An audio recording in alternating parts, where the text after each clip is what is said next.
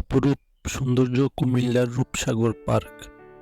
ঢাকা চট্টগ্রাম মহাসড়কের পাশে কুমিল্লা ক্যান্টনমেন্টের এরিয়ার নাজিরা বাজার এলাকায় প্রাকৃতিক সৌন্দর্যমণ্ডিত পরিবেশে রূপসাগর পার্ক অবস্থিত। ছোট টিলার মতো উঁচু জায়গার সাথে বিরাট বড় দিঘির পাড়ে পর্যটকদের বসার জন্য বেঞ্চ, হরেক রকম ফুলের বাগান, যে কারোরই মন জুড়িয়ে যায়। সাধারণ দর্শনার্থীদের ভেতরে প্রবেশ করতে নাম, ঠিকানা ও মোবাইল নম্বর লিখে মেটাল ডিটেক্টর দিয়ে শরীর তল্লাশি করে যেতে হয়।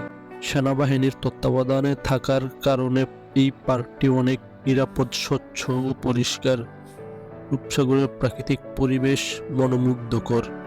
এই পর্যটন কেন্দ্রটি কুমিল্লা সেনানিবাসের ভেতরে হওয়ায় পর্যটকগণ যথেষ্ট নিরাপত্তার মধ্যে থাকেন। বর্তমান রূপসাগর প্রত্নতাত্ত্বিক এই স্থানটি আগে বক্ষসাগর নামে পরিচিত ছিল।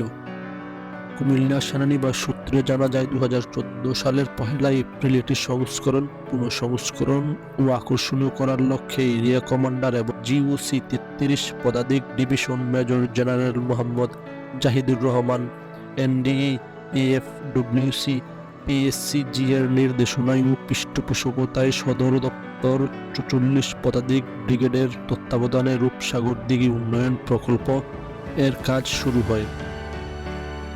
কুমিল্লা সেনানিবাসের অভ্যন্তরে প্রাকৃতিক পরিবেশে রূপসাগর কুমিল্লা ও কুমিল্লার বাহিরের পর্যটকদের কাছে ভালো লাগতে শুরু করেছে।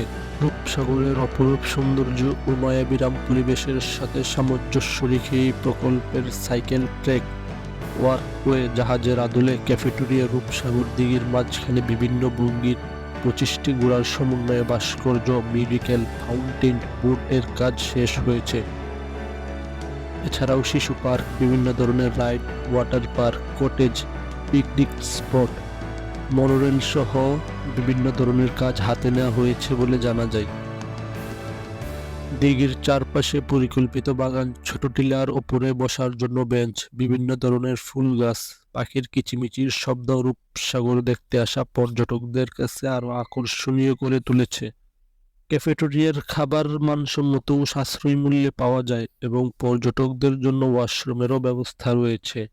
বর্তমানে রূপসাগর পার্কে প্রবেশের টিকিট মূল্য সাধারণ দর্শনার্থীদের জন্য 80 টাকা এবং সামরিক বাহিনী ও তাদের পরিবারের জন্য 20 টাকা।